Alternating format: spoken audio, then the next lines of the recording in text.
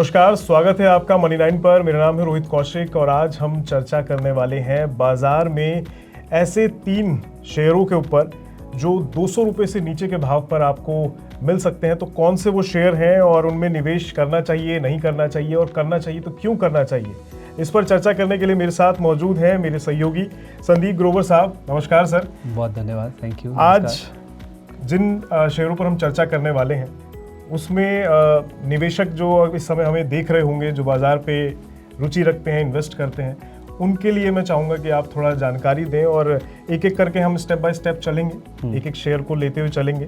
तो सबसे पहले तो आप उन 3 शेयरों का नाम बता दीजिए जो 200 रुपये के अंडर खरीदे जा सकते हैं और फिर एक एक करके उनके ऊपर हम चर्चा करनी शुरू करें। पहले मैं आपको ये बताता हूँ कि आखिर ये टॉपिक आया कहाँ से या 200 रुपये के शेयरों की बात क्यों आ रही है। जी। बहुत सारे सवाल हमारे पास आते हैं, हमारे साथ जो दर्शक जुड़ते हैं वो ये जानना चाहते हैं, उनका ना छोटे टिकट साइज़ वाले जो काउंटर्स होते हैं, यानी कि कम जिनकी प्राइस होती है, वहाँ पे फोकस रहता है। तो हमने 100 रुपये के नीचे वाले जो स्टॉक्स हैं उनको भी खंगालने की कोशिश करी, लेकिन वहाँ पे कोई अच्छे नाम सामने आए नहीं। तो हमने फिर 200 रुपये के नीचे वाले जो स्टॉक्स हैं वहाँ पे फोकस किया। अब आप सोचेंगे कि आखिर 200 रुपये के नीचे वाले ही क्यों? एक तो टिकट साइज़ है ही है, उसके साथ साथ अगर आप देखेंगे तो बैंक निफ्टी ने पिछले हफ्ते अपना ऑल टाइम हाई टच कर लिया था, नया रिकॉर्ड हाई बनाया था 56,098 का। लेकिन निफ्टी को अगर आप देखेंगे वो अभी भी अपनी रिकॉर्ड ऊंचाई से ऑलमोस्ट 2000 पॉइंट दूर है। और अगले 2 से 3 महीने में जिन भी एक्सपर्ट से हमारी बातचीत होती है वो कह रहे हैं कि निफ्टी भी अपना नया ऑल टाइम हाई छू सकता है। क्यों? क्योंकि एफआईज आप देखिए भारतीय बाजारों में वापस लौटते हुए देखें, 10 दिन से लगातार खरीदारी कर रहे हैं। इतनी टेंशन्स हैं ट्रेड को लेकर। अभी भी यूएस कह रहा है कि we could be one of the first country जो पहला ट्रेड एग्रीमेंट कर सकते हैं।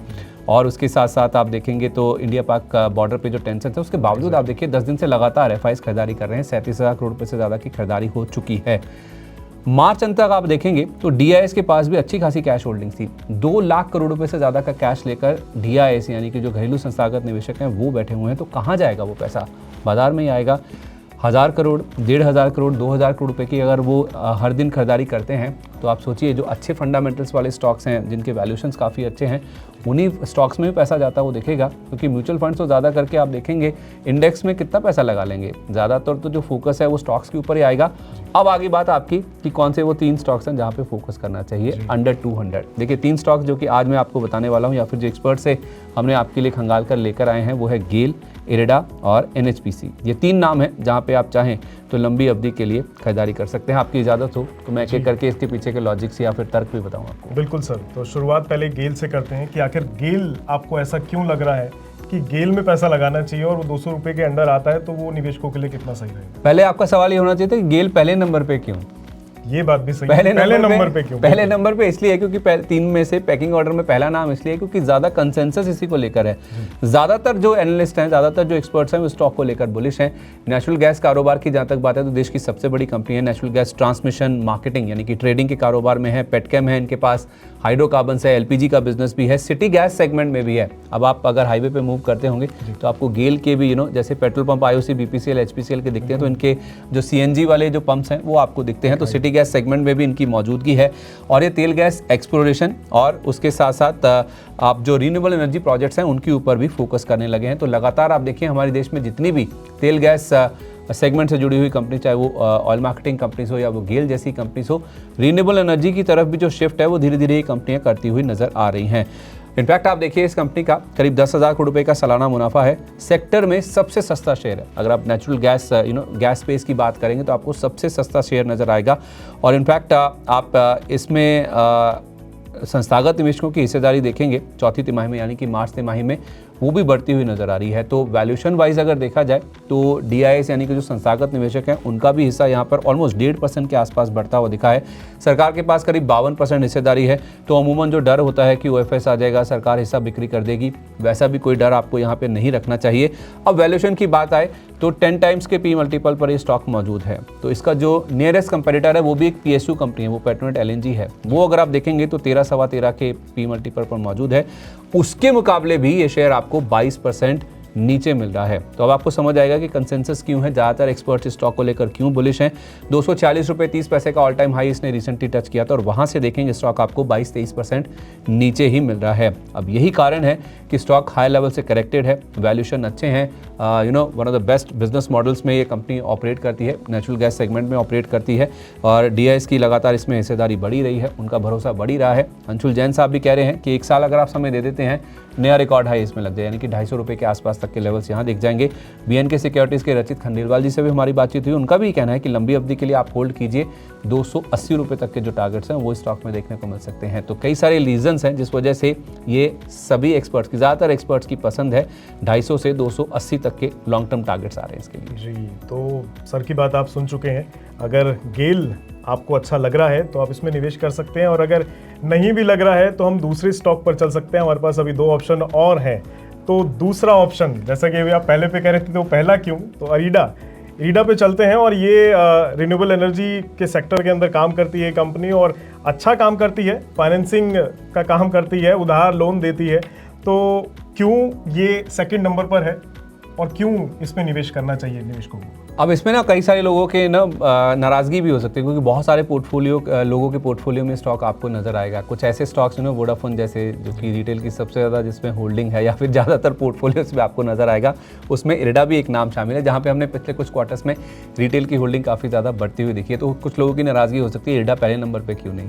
अब क्या करें, एक्सपर्ट से जिस तरह से हमारी बातचीत हुई, जो व्यूज़ बन के आ रहे हैं उस हिसाब से, जैसे आप कह रहे हैं कि रिन्यूएबल स्पेस में है ये कंपनी, फाइनेंसिंग के कारोबार में है, तो 2030 तक सरकार का 500 गीगावाट रिन्यूएबल एनर्जी प्रोड्यूस करने का, क्षमता जोड़ने का लक्ष्य है। उसमें से 220 गीगावाट ही जोड़ा गया है, रफली 40% के आसपास जोड़ा गया है। तो अभी हम 2025 में बैठे हैं, तो अगले 5 साल में आप कहेंगे 60% और कैपेसिटी एडिशन होना है, जो टारगेट सरकार लेके चल रही है।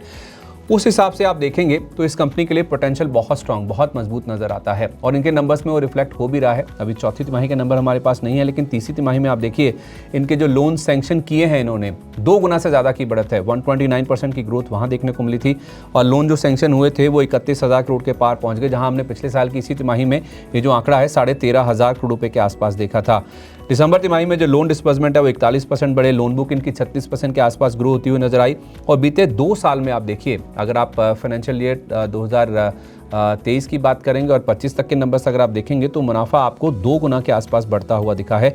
865 करोड़ रुपए वाला मुनाफा बढ़कर आपको 1700 करोड़, अगर आप राउंड फिगर पकड़ के चलें तो ऑलमोस्ट डबलिंग ऑफ इनका जो मुनाफा है वो हमने बनता हुआ दिखा है। 26.3 का मल्टीपल है, P मल्टीपल अगर आप वैल्यूएशन के हिसाब से देखेंगे, जबकि 10 साल का औसत आप देखेंगे तो 35.5 के आसपास का है। तो उस लिहाज से देखें तो अपने 10 साल के औसत के मुकाबले आपको सस्ता नजर आएगा। 1 साल का पीरियड दीजिए, अंशुल जैन जी कहते हैं कि ये स्टॉक भी आपको नए ऑल टाइम हाई लगाता हुआ नजर आ सकता है। वो तो ये भी कह रहे थे कि ये मल्टी बैगर हो सकता है अगर आप लॉन्ग टर्म का, अल्ट्रा लॉन्ग टर्म का व्यू लेके चलते हैं। और BNK सिक्योरिटीज़ के रचित खंडेलवाल भी मानते हैं कि थोड़ा मीडियम टर्म का व्यू लेकर चलिए, आपको 250 के लेवल दिख जाएंगे और लंबी अवधि का नजरिया दीजिए 360 तक के लेवल्स भी स्टॉक में आ सकते हैं। तो ये भी स्टॉक एक ऐसा है जो कि रखा हुआ है, रेंज में फंसा हुआ है, लेकिन अगर चलना शुरू हो गया तो फिर हाथी की तरह दौड़ता हुआ नजर आएगा। जब आप देखेंगे ना, इतना बड़ा स्टॉक, वैसे ऐसी चीज़ें बड़े टिकट साइज वाले स्टॉक्स के लिए कही जाती हैं, लेकिन बड़ा मैं इसलिए कह रहा हूँ क्योंकि लोगों के पोर्टफोलियो में बहुत भारी मात्रा में ये मौजूद है, खासतौर पे रिटेल निवेशकों के। तो जब ये भागेगा तो रेजिस्टेंस जब इसे पार करने होंगे तो हाथी की तरह दम लेकर इसे दौड़ना पड़ेगा। लेकिन एक बार रेजिस्टेंस पार होने शुरू हुए तो फिर इसमें लंबे टारगेट्स आ सकते हैं, अगर आप थोड़ा सा पेशेंस के साथ इसको होल्ड करते हैं, ऐसा एक्सपर्ट्स का मानना है। जी, तो बिल्कुल दौड़ेगा तो हाथी की तरह दौड़ता हुआ आपको दिखाई दे सकता है। वजन लेके दौड़ना पड़ेगा। इतना वजन लेके दौड़ेगा तो आप इरीडा पर भी दाव खेल सकते हैं अगर आपको सही लगता है तो। खैर, अगला जो स्टॉक है यानी तीसरे नंबर पर जानेंगे ये भी कि ये तीसरे नंबर पे क्यों है। नाम है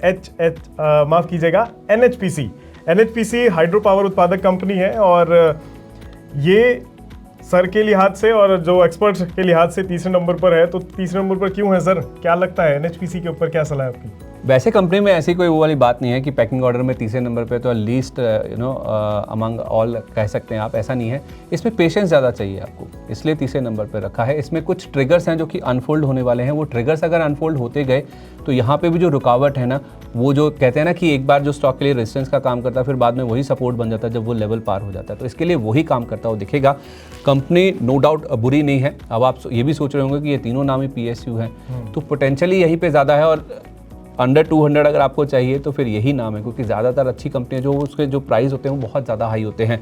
अब इस कंपनी की जहाँ तक बात है नेशनल हाइड्रो पावर कॉर्पोरेशन, तो इसके नाम में पता चल रहा है कि ये कंपनी हाइड्रो पावर से जुड़ी हुई है, देश की सबसे बड़ी हाइड्रो पावर कंपनी है। 24 प्लांट इनके ऑलरेडी ऑपरेशनल है, 9 प्लांट्स पर ऑलरेडी ये कामकाज कर रहे हैं। फिलहाल 7300 मेगावाट के आसपास की कैपेसिटी है। FY 34 तक इसको बढ़ाकर ये 22,000 मेगावाट तक लेके जाना चाहते हैं। तो बड़ा इनका जो कैपेसिटी एक्सपेंशन प्रोग्राम है वो चल रहा है। और हाल में इन्होंने सोलर, विंड, जो बाकी सेगमेंट्स हैं उन पर भी फोकस बढ़ाया है। तो केवल ये हाइड्रो पर ही फोकस नहीं है, धीरे धीरे ये अपना डाइवर्सिफिकेशन भी करते हुए नजर आ रहे हैं। खास तौर पे कहाँ डाइवर्सिफिकेशन हो रहा है, जो पंप स्टोरेज प्रोजेक्ट्स होते हैं, PSP प्रोजेक्ट्स जिन्हें हम कहते हैं, वहाँ पे ये कह रहे हैं 20,000 मेगावाट की जो कैपेसिटी है वो हम लगाएंगे, 84,000 करोड़ रुपए का निवेश करने वाले हैं। और यहीं पे नहीं रुक जाएंगे, ग्रीन हाइड्रोजन जो कि नेक्स्ट एक फ्यूचर फ्यूल के तौर पर देखा जा रहा है, काफ़ी सारी टेस्टिंग भी हमारे देश में हो रही है।